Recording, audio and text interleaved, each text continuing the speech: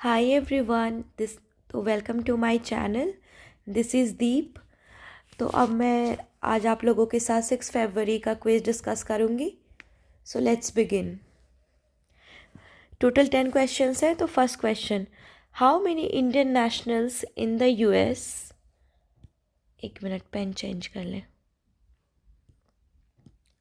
How many Indian nationals in the US are reportedly being viewed as illegal immigrants by the Trump administration. तो Trump administration के अंदर जो है अब कितने लोगों को इलीगल इमिग्रेंट्स जो है एज अ व्यू किया गया है या डिक्लेयर किया गया है जो इंडियन नेशनल्स हैं.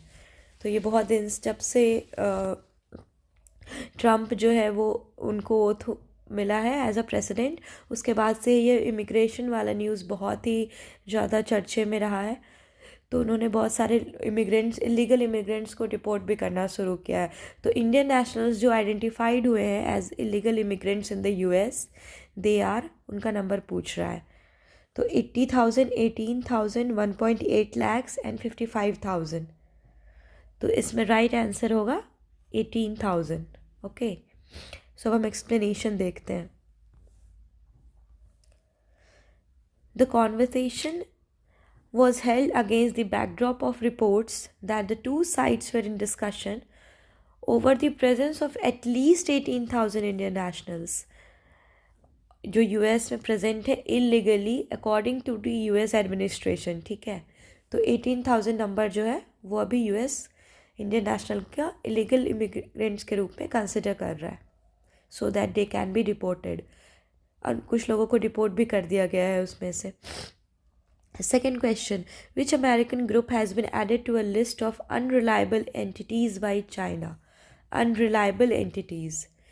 चूँकि अभी अमेरिका जो है वो ट्रेड वॉर स्टार्ट कर दिया है, तो उसमें तारीफ्स बढ़ा दिए गए हैं बहुत सारे कंट्रीज़ से, जैसे कनाडा, मैक्सिको और चाइना का, कि जो भी इंपोर्ट एक्सपोर्ट होंगे उसमें आपको ज़्यादा चार्ज पे करना होगा. तो सिमिलरली अमेरिकन कंपनीज़ को भी कि कुछ अमेरिकन कंपनीज को चाइना जो है वो भी अनरिलायबल एंटिटीज़ के रूप में डिक्लेयर किया है इन रिस्पॉन्स टू दैट. तो इनमें से कौन सा है वो, इंडीटेक्स, LVMH, PVH कॉर्प या केरिंग. तो इसमें करेक्ट आंसर है PVH कॉर्प. तो अब देखते हैं इसका explanation. C, alongside its tariffs, China announced a probe into US tech giant Google. In addition to US Fashion Corp, PVH Corp, and biotech giant Illumina to a list of unreliable entities. China जो है वो सिर्फ PVH corporation ही नहीं, इसके साथ साथ Google is also listed as unreliable. Then biotech company America की Illumina, वो भी है इस ग्रुप, इस लिस्ट का part. And PVH corp. So इस तीनों चार ऑप्शन में ये PVH corp is the correct answer. ठीक है, जो अनरिलायबल एंटिटी है by China, it is added. Third question, in which of the following cities is a regional headquarter of the World Health Organization is located. तो World Health Organization का regional headquarter पूछ रहा है. Cairo, Istanbul, जामिना, Athens. तो इसका right answer होगा Cairo. Cairo जो है it is made one of the regional headquarters of WHO. और भी सारे हेडक्वार्टर्स और रीजनल ऑफिसेस हैं, जैसे कि कॉन्गो में है, ब्राज़ाविले में, कायरो में है, मनीला में है, न्यू दिल्ली में. तो ये चारों जो है रीजनल ऑफिसेस हैं WHO के. Question number 4, who was the chief guest at Indian republic day in 1950. We all know कि इंडिया में republic day and independence day में वन ऑफ आर ट्रेडिशन है to invite chief guest of foreign country. तो इस बार भी chief guest बहुत ही ज़्यादा in news थे इस साल के रिपब्लिक डे में. 75th रिपब्लिक जो इंडिया सेलिब्रेट किया 26 जनवरी 2025. तो वहाँ कहाँ के प्रेसिडेंट आए थे, इंडोनेशिया के. और Indonesian president was the chief guest in this year Republic Day. Okay, so इसमें पूछ रहा है chief guest at India's first Republic day in 1950. तो सुकार्नो जो है वो इंडिया के चीफ गेस्ट थे फर्स्ट रिपब्लिक डे के. और ये इसलिए इम्पॉर्टेंट है बिकॉज़ ये जो चीफ गेस्ट थे ना, ये भी इंडोनेशियन ही थे, इंडोनेशिया के ही प्रेसिडेंट थे सुकार्नो, जो चीफ गेस्ट थे, first chief guest of India in Republic day in 1950। तो इसीलिए इम्पॉर्टेंट है। और इस बार के जो चीफ गेस्ट है वो भी इंडोनेशियन है, 75th पूरे होने के बाद, ईयर होने के बाद। तो उनका नाम है Prabowo Subianto. He is the Indonesian president and this year Republic Day chief guest of India. Okay, so ये क्लियर है आप लोगों का। नेक्स्ट चलेंगे, हाँ एक्सप्लेनेशन एक बार देख लेते हैं। India celebrated it's first Republic Day in 1950, new destiny as a sovereign democratic nation. And it was Indonesia's founding father, President Sukarno, who graced the occasion as chief guest. Next question. Under the Nippon Bharat scheme, when does India aim to achieve when does India aim to achieve full foundation literacy and numeracy? निपुण Bharat scheme के अंदर India जो है when it has aimed to achieve full foundation literacy and numeracy, तो कौन सी year तक India has set its goal? Okay, 2035, 2036, 3940, 2930 या 2627? So its correct answer is 2627. So due to COVID-19 learning loss बहुत हो गया and everything got digitalised. So India जो है अभी भी India has a way to go before achieving the full foundation literacy and numeracy में। So 2026 and 27 जो year है हमारा, उसको टारगेट किया है अंडर द निपुण Bharat scheme. But let's hope कि हम फुल फाउंडेशन लिटरेसी में एटलीस्ट फुल अपना जो है वो गोल को अचीव कर पाए under Nipun Bharat scheme. So it's important. According to Forbes 2024 report, combined wealth of India's 100 richest individual क्या है? फॉरवेस्ट के 2024 रिपोर्ट के अनुसार combined wealth of India's 100 richest individual, combined wealth कितने हैं? तो it's right answer is 8.4 lakh crore. तो फॉर्ब 2024 जो फॉर्ब मैगजीन है वो रिपोर्ट निकालता है and the report showed that combined wealth of India's 100 richest individual जो है वो बढ़ के 88.4 लाख करोड़ कंप्लीट वेल्थ जो है वो हो गया है। सॉरी, सो ये बढ़ गया है। इंडिविजुअल सर्ज्ड मीन्स ये पहले कम था अब और ये इंक्रीज होता जा रहा है ड्यू टू वेरियस रीजन्स।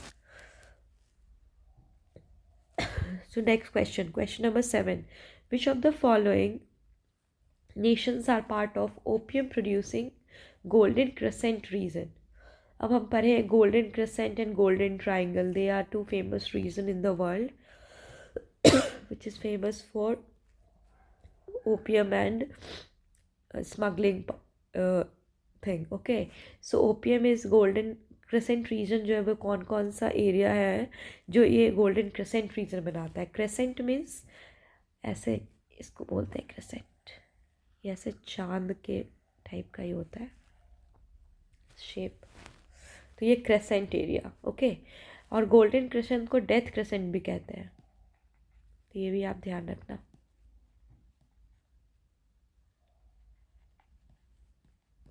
यहाँ बहुत ज़्यादा ओपियम प्रोडक्शन होता है एंड इसके कारण यहाँ पे बहुत ही मनी लॉन्ड्रिंग एंड स्मगलिंग और बहुत सारे नेगेटिव एक्टिविटीज़ यहाँ पे होती है, तो इसलिए इस रीज़न को भी हाई अलर्ट जोन ही कहा जाता है। तो अब इसमें ऑप्शंस दिया हुआ है कि कौन सी कंट्री जो है वो गोल्डन क्रेसेंट रीजन का पार्ट है। Brazil, Peru, Colombia, Iraq, Israel, Jordan, Iran, Pakistan, Afghanistan, Myanmar, Thailand and Laos. So Iran, Pakistan and Afghanistan, ये जो एरिया है ना, this forms the golden crescent. Okay, so अब हम एक्सप्लेनेशन देखेंगे। Punjab has been struggling to tackle drug trafficking. We all know कि पंजाब जो है वो बहुत दिनों से due to its presence, its location close to the golden crescent area, क्योंकि ये बॉर्डर भी शेयर करता है पाकिस्तान से एंड वो सब, वो एक पार्ट है गोल्डन क्रिसेंट का। सो बहुत ज़्यादा यहाँ पे ड्रग ट्रैफिकिंग एंड ड्रग के प्रॉब्लम्स बहुत हो रहे हैं यहाँ पे। लोग जो है बहुत ज़्यादा इंटॉक्सिकेटेड एंड इन्फ्लुएंस रहते हैं फॉर सेवरल रीजंस। ये एरिया हमेशा से डिस्टर्ब रहा है ड्रग ट्रैफिकिंग के कारण। सो क्यों reason? It's proximity to heroin producing golden crescent. Golden crescent is known for heroin production, opium production, जो कि वहाँ के यूथ को बहुत ज़्यादा हैम्पर कर रही है और वहाँ की सोसाइटी को भी।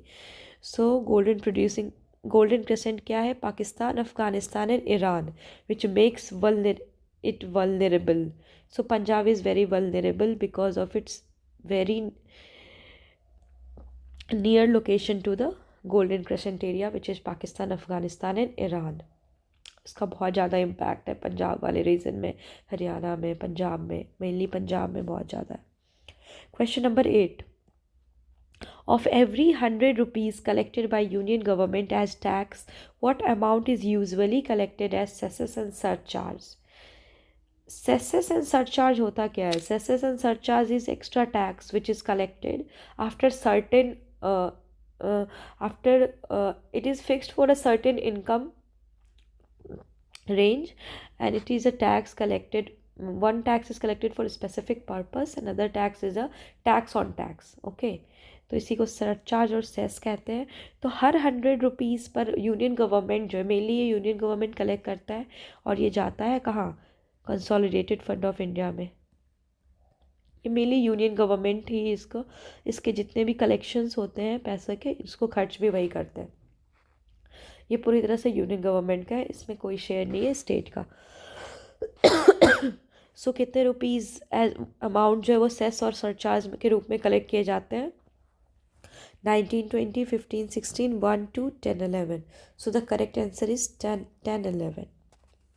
इसका 10-11% जो है वो सरचार्ज के रूप में जाता है since pandemic year 2020 to 2021। Okay, so I think ये सेल्फ एक्सप्लेनेटरी है ऑलरेडी, कुछ एक्सप्लेन करने का इसमें है नहीं। For which constituency did farmer Delhi deputy chief commissioner Manish Sisodia contest in the assembly elections held on Feb 5? Okay, कौन सी कॉन्स्टिट्यूंसी में जो है मनीष सिसोदिया जो कि दिल्ली के डेप्यूटी चीफ मिनिस्टर थे, वो किस कॉन्स्टिट्यूंसी से इलेक्शंस में खड़े हुए हैं, जो कि 5 फरवरी को दिल्ली इलेक्शन हुआ है। तो कौन से कॉन्स्टिट्यूंसी से उन्होंने नॉमिनेशन फाइल की थी अपनी? ओके, प्रतापगंज, जंगपुरा, ओखला और कालकाजी। तो he is from the constituency Jangpura. Jangpura is the right answer. और ये मनीष सिसोदिया कौन सी पार्टी के? ये है आम आदमी पार्टी। तो former deputy chief minister Manish Sisodia जो वो is contesting from Jangpura after leaving इस, पहले ये प्रतापगंज से ही थे, but now he has contested from Jangpura area और against BJP candidate Tarvinder Singh Marwah and Farhad Suri of the Congress. तो यही मेनली इंपॉर्टेंट है कि ये जंगपुरा से इस बार कंटेस्ट किए हैं election. So, and the last question is, with which Asian tech giant OpenAI recently signed a deal after the entry of DeepSeek AI shook the global AI industry? कौन सी Asian tech giant है